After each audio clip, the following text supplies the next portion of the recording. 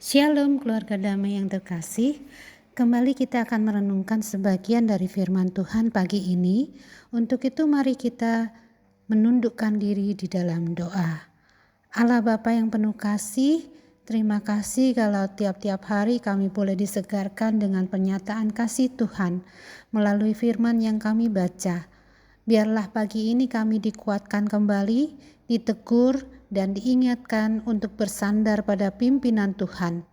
Kiranya Roh Kudus memampukan kami untuk mengerti dan memahami kehendak Tuhan bagi kami. Dalam nama Yesus kami berdoa. Amin.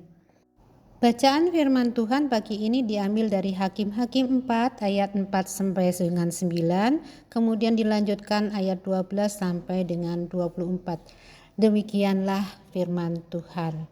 Pada waktu itu Deborah, seorang nabiah, istri Lapidot, memerintah sebagai hakim atas orang Israel. Ia biasa duduk di bawah pohon korma Deborah antara Rama dan Betel di pegunungan Efraim. Dan orang Israel menghadap dia untuk berhakim kepadanya. Ia menyuruh memanggil Barak bin Abinoam dari Kedes di daerah Naftali, lalu berkata kepadanya, "Bukankah Tuhan Allah Israel memerintahkan demikian?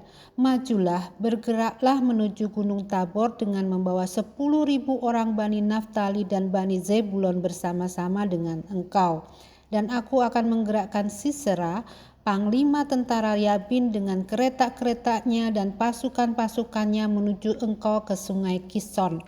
Dan aku akan menyerahkan dia ke dalam tanganmu." Jawab Barak kepada Deborah, "Jika engkau turut maju, aku pun maju. Tetapi jika engkau tidak turut maju, aku pun tidak maju." Kata Deborah, "Baik, aku turut. Hanya engkau tidak akan mendapat kehormatan dalam perjalanan yang engkau lakukan ini, sebab Tuhan akan menyerahkan Sisera ke dalam tangan seorang perempuan." Lalu Deborah bangun berdiri dan pergi bersama-sama dengan Barak ke Kedes. Ayat 12, setelah dikabarkan kepada Sisera bahwa Barak bin Abinoam telah maju ke Gunung Tabor, dikerahkannyalah segala keretanya 900 kereta besi dan seluruh rakyat yang bersama-sama dengan dia dari Haroset Hagoyim ke sungai Kison. Lalu berkatalah Deborah kepada Barak, "Bersiaplah, sebab inilah harinya Tuhan menyerahkan Sisera ke dalam tanganmu. Bukankah Tuhan telah maju di depan engkau?" Lalu turunlah Barak dari Gunung Tabor dan 10.000 orang mengikuti dia. Dan Tuhan mengacaukan Sisera serta segala keretanya dan seluruh tentaranya oleh mata pedang di depan Barak. Sehingga Sisera turun dari keretanya dan melarikan diri dengan berjalan kaki. Lalu Barak mengejar kereta-kereta dan tentara itu sampai ke Haroset Hagoyim. Dan seluruh tentara Sisera tewas oleh mata pedang. Tidak ada seorang pun yang tinggal hidup. Tetapi Sisera dengan berjalan kaki melarikan diri ke kemah Yael, istri Heber orang Keni itu. Sebab ada perhubungan baik antara Yabin Raja Hasor dengan keluarga Heber orang Keni itu. Yael itu pun keluar mendapatkan Sisera dan berkata kepadanya, "Singgahlah tuanku, silakan masuk, jangan takut." Lalu singgahlah ia ke dalam kemah perempuan itu dan perempuan itu menutupi dia dengan selimut. Kemudian berkatalah ia kepada perempuan itu, "Berilah kiranya aku minum sedikit, aku haus." Lalu perempuan itu membuka kirbat susu dan diberinyalah dia minum dan diselimutinya pula. Lagi katanya kepada perempuan itu, "Berdirilah di depan pintu kemah. Dan apabila ada orang datang dan bertanya kepadamu, 'Ada orang di sini?' maka jawablah, 'Tidak ada.'" Tetapi Yael istri Heber mengambil patok kemah, diambilnya pula palu, mendekatinya diam-diam, lalu dilantakkannyalah patok itu ke dalam pelipisnya sampai tembus ke tanah. Sebab ia telah tidur nyenyak karena lelahnya, maka matilah orang itu. Pada waktu itu muncullah Barak yang mengejar Sisera, keluarlah Yael mendapatkan dia dan berkata kepadanya, "Mari, aku akan menunjukkan kepadamu orang yang kau cari itu." Lalu masuklah Barak ke dalam dan tampaklah Sisera mati tergeletak dengan patok dalam pelipisnya. Demikianlah Allah pada hari itu menundukkan Yabin Raja Kanaan di depan orang Israel, dan kekuasaan orang Israel kian keras menekan Yabin Raja Kanaan sampai mereka melenyapkan Yabin Raja Kanaan itu. Bapak Ibu Saudara yang terkasih, tokoh Barak sepintas apabila kita baca di awal cerita adalah sosok yang penakut. Walaupun dia mempunyai pengaruh untuk mengumpulkan atau mengerahkan massa. Hal ini sebenarnya wajar, terlebih kalau kita membandingkan kekuatan lawan Israel pada waktu itu. Di ayat 3 disebutkan Sisera panglima perang itu mempunyai 900 kereta besi. Dan ada seluruh rakyat Kanaan yang bersamanya dari Hareset Hagoyim sampai ke Sungai Kison. Itu sekitar 100.000 orang. Sebagai bandingannya, Barak mengumpulkan hanya 10.000 orang. Lagi pula tentara mana yang tidak pernah takut ketika harus maju ke medan pertempuran. Setidaknya seorang harus bermental baja apabila dia pergi berperang. Sebab diperhadapkan pada pilihan dibunuh atau membunuh. Pada masa itu orang Israel hidup dalam penindasan Raja Yabin dari Kanaan selama 20 tahun. Maka Tuhan membangkitkan Deborah untuk menjadi hakim bangsa Israel. Itulah sebabnya kalau kita teliti dan lebih dalam, sesungguhnya sikap Barak meminta Deborah untuk turut serta dalam pertempuran lebih bersifat kepatuhannya pada sosok Nabiah Deborah yang pada masa hakim-hakim bertindak sebagai orang yang menyampaikan pesan Allah bagi bangsa Israel. Deborah menjadi tokoh yang sangat bijak, tenang, dan memberi pertimbangan secara strategis. Sekalipun Barak diingatkan oleh Deborah bahwa kehormatan kemenangan akan jatuh kepada seorang perempuan.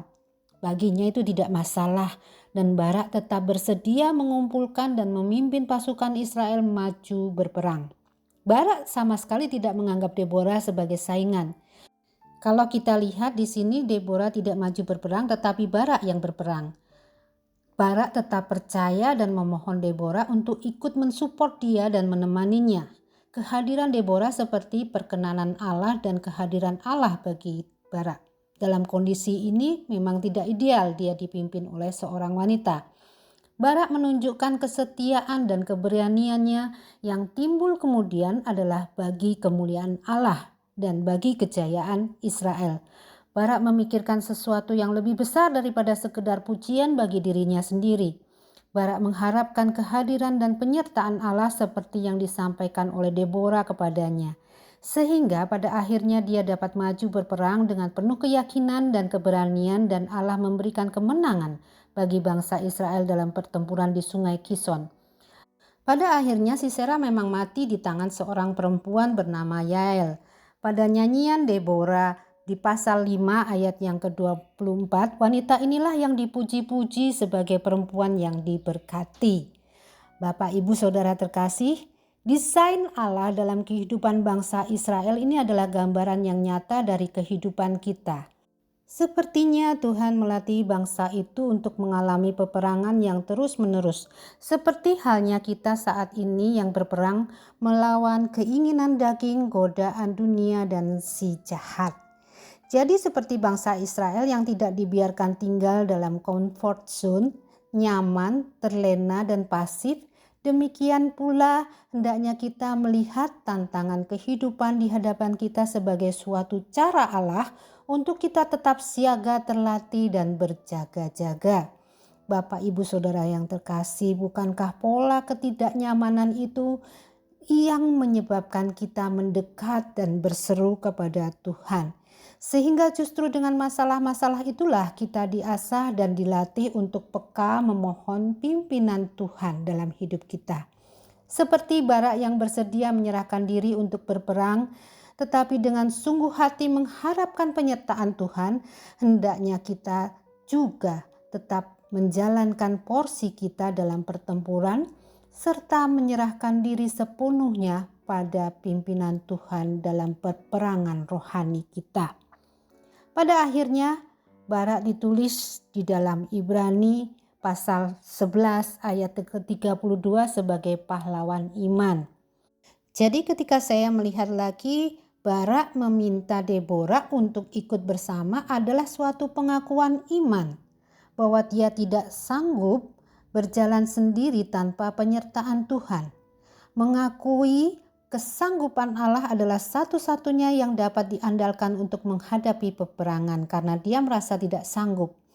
Pahlawan perang kita yang sesungguhnya adalah Allah. Maka hidupilah panggilan Tuhan dengan setia dan berserah kepada Tuhan Sang Pemenang sesungguhnya. Mari kita berdoa. Tuhan Allah yang baik, biarlah hati kami dilembutkan ya Tuhan dalam menghadapi masalah-masalah kehidupan kami. Ajarlah kami mengucap syukur bahwa kami tidak dibiarkan terlena dan pimpinlah kami ya Tuhan. Karena kami tidak sanggup menjalani peperangan hidup kami sendiri tanpa penyertaan Tuhan. Karena Engkau yang mempunyai kemenangan, kehidupan, kuasa, dan kemuliaan sampai selama-lamanya. Dalam nama Yesus kami berdoa. Amin.